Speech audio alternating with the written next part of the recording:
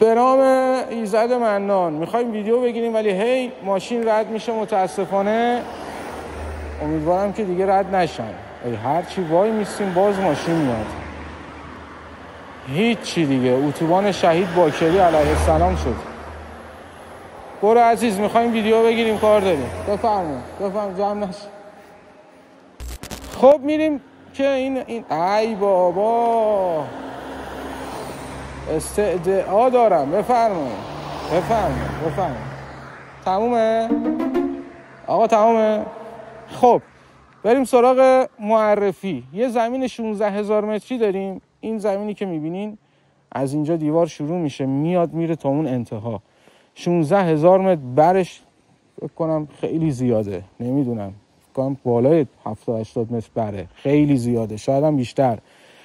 و 16,000 متر 22 تا پلاک سمت راست، 22 تا پلاک سمت چپ. قطعات از 300 متر تا 400 متر قابل تجمیع هم هستن. یعنی دوست داشتی 700 متریش کنی، هر بلایی خواستی میتونی سرش بیاری و بذاریم ماشین بره که من ادامهشو بگم.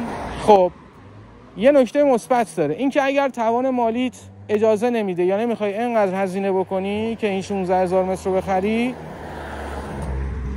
میتونی چیکار کنی؟ میتونی یه 22 تا پلاکو بخری، مثلا این سمتو بخری یا این سمتو بخری. اگرم که زورت میرسه همه رو بخری که بسیار عالی. اینجا منطقه نوره، بعد فاصله تا دریا کمتر از 10 دقیقه باید باشه. 10 دقیقه نمیشه، بالای نوریم. تا جنگل هم که 3-4 دقیقه فاصله داریم. یه نکته مثبت همین فضای جلوی شهرکه.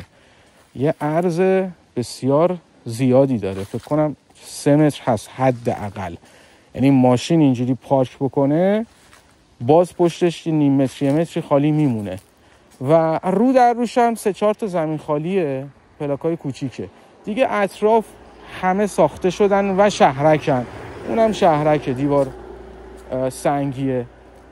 خب اینجا سند تکبک داره و عرضم به حضور گل شما رفقای من. کاربریش هم الان خامه، یعنی زمین 16 ساله که خشکه و شما میتونی بافتشو مسکونی کنی، هر کاری بخوای میتونی انجام بدی. خود مالک هم انجام میده، یعنی به این شرط بهت میده. خوراک شهرک سازیه. ببین الان یه شهرک هم اونجاست، شهرک خانه چوبی، و اینکه موقعیتش بی‌نظیره. دیوارا رو ببین، فوق العاده است.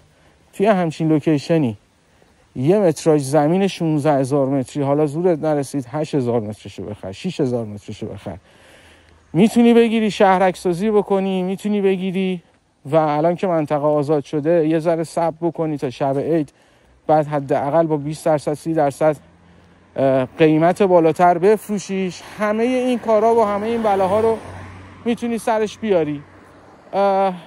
نقشه رو من براتون رو تصویر میذارم، نگاه بکنین. و اینکه نکته آخر، اولا که خوشحال میشم کانال رو سابسکرایب کنیم. ما ملکای خوب مازندران، به خصوص غرب مازندران، جایی که منطقه آزاد شده رو براتون ویدیو میگیریم، دونه بدونه میذاریم که راحت بتونین انتخاب بکنین. و مورد دوم، کانالی که سابسکرایب کردی ویدیو رو هم لایک کنی، خیلی خوشحال میشم. و هر سوالی داشتی در ارتباط با خرید ملک، چه این ملک چه موارد دیگه، تو غرب مازندران با جون و دل در خدمتت هستیم. مرسی.